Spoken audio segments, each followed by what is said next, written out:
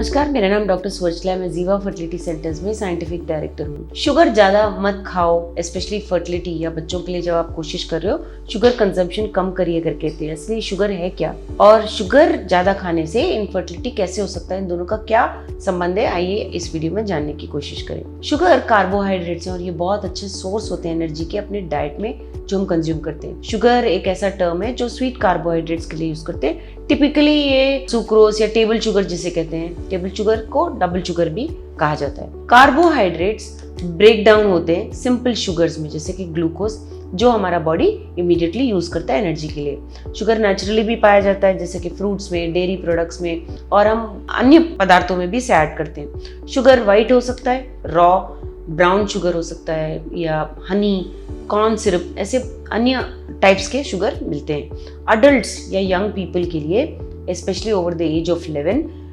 सिर्फ 30 grams of sugar per day consume करना चाहिए। एक्चुअली उससे भी कम अगर कंज्यूम कर सके तो अच्छा है। सो मेन सिम्टम्स क्या हैं अगर पुअर ब्लड शुगर कंट्रोल रहा है, या जिसे हम पुअर ग्लूकोज टॉलरेंस कहते हैं, उसके सिम्टम्स होते क्या हैं? हेडेक्स होना, बॉडी में ट्रेमर्स होना, अगर हाथ शेक हो रहा है कुछ देर खाना ना खाने की वजह से बॉडी में ट्रेमर्स हो रहे हैं, शेक्स हो रहे हैं, तो भी एक सिग्नल है। पुअर कंसंट्रेशन, मूड स्विंग्स का होना, डिप्रेशन का होना, high blood pressure, weight gain होना स्पेशली पेट के आसपास, ये पूरे लक्षण होते हैं पुअर ग्लूकोज टॉलरेंस के। बट क्या आप जानते हैं ज़्यादा शुगर अगर आप खाएं, जैसे कि वो शुगर जिसमें जो केक्स में, बिस्किट्स में, स्वीट्स, पैकेज फूड्स, पेस्ट्रीज में इस्तेमाल होते हैं, ये सारे शुगर्स आपके फर्टिलिटी को भी असर कर सकते हैं। जब आप ज़्यादा रिफाइंड शुगर कंज्यूम करते हैं, उसकी वजह से इन्फ्लेमेशन होता है, यानी बॉडी के सेल्स में सूजन होना, हार्मोन डिसरप्शन होना, ठीक से हार्मोन्स रिलीज ना हो पाना, continued stimulation of adrenal glands. Adrenal glands के बारे में मैं अभी समझाऊंगी आपको, बट वो एड्रिनल ग्लैंड्स ओवर टाइम काम करना, इसकी वजह से ईस्ट इन्फेक्शंस होना, लोअर्ड इम्यूनिटी, ये सब की वजह से लेप्टिन रेजिस्टेंस होना और बैड कोलेस्ट्रॉल बढ़ना, ट्राइग्लिसराइड्स बढ़ना बॉडी में होने की वजह से भी आपका फर्टिलिटी अफेक्ट हो सकता है। और भी बहुत सारे फैक्टर्स हैं जिससे पुअर ब्लड शुगर कंट्रोल हो सकता है, जैसे कि अगर आप डाइट में बहुत हाई रिफाइंड कार्बोहाइड्रेट्स और न्यूट्रिएंट्स कंज्यूम नहीं कर रहे हैं, या लैक ऑफ एक्सरसाइज है, अल्कोहल ज़्यादा पी रहे हैं, क्रॉनिक स्ट्रेस है, एंग्जाइटी है, डायबिटीज़ है आपको, ओवरवेट हो, हार्मोनल इम्बैलेंस हुआ है पीसीओएस की वजह से, या बहुत सारे मेडिकल कंडीशंस होते हैं जिनकी वजह से भी ये प्रॉब्लम हो सकता है।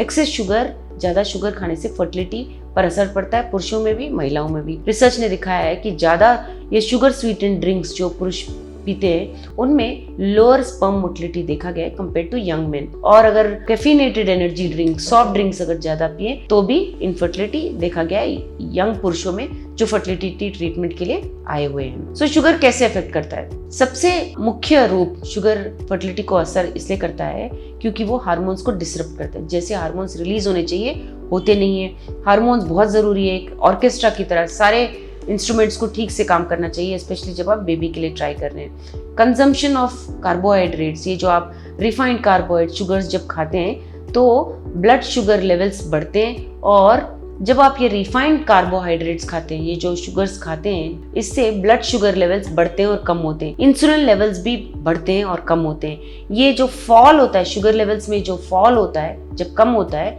एड्रिनल ग्लैंड्स रिलीज करते हैं हार्मोन्स कॉर्टिजोल और एड्रेनालिन। ये इसलिए करते हैं क्योंकि शुगर लेवल्स कम हुए हैं तो उसे रिस्टोर करने के लिए करते हैं। अगर रिफाइंड शुगर कंजम्पशन किया गया हो एक्सेस में तो ये एड्रेनल ग्लैंड्स ज्यादा काम करते हैं, रिपीटेडली स्टिमुलेटेड होते हैं कॉर्टिजोल और एड्रेनालिन को ओवर टाइम प्रोड्यूस करने के लिए, जिसकी वजह से एड्रेनल ग्लैंड्स ओवर टाइम काम करने की वजह से स्लो डाउन या फटीग, जिसे थकान कहते हैं, उसमें हो जाता है, जिसकी वजह से की हार्मोन्स जो होते हैं वो भी आउट ऑफ बैलेंस हो जाते हैं, जिसके रिलीज में एड्रेनल ग्लैंड्स का भी रोल होता है, और इसकी वजह से सारे हार्मोन्स डिसरप्ट हो सकते हैं और महिलाओं में और पुरुषों में फर्टिलिटी पे असर पड़ सकता है। ज्यादा शुगरी फूड्स अगर आप कंज्यूम करते हैं तो इंसुलिन पैनक्रियास से भी रिलीज होना इफेक्ट हो सकता है। इंसुलिन जो है पैनक्रियास से रिलीज होता है, तो इसका ये रोल है पैनक्रियास का कि जो बॉडी का जो शुगर है उसे एनर्जी में कन्वर्ट करे अपने बॉडी के लिए। बट अगर ज्यादा इंसुलिन रिलीज हो रहा है पैनक्रियास से, इसकी वजह से इंसुलिन रेजिस्टेंस हो सकता है। इंसुलिन ज्यादा होने के कारण